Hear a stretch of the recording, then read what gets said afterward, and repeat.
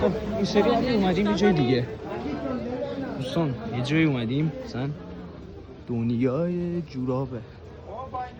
کار بسیار متنوعی دارن اینجا، فروششون هم به صورت تکیه هم به صورت عمده. بسیار کارا متنوع و با کیفیت، هم زنونه دارن هم مردونه.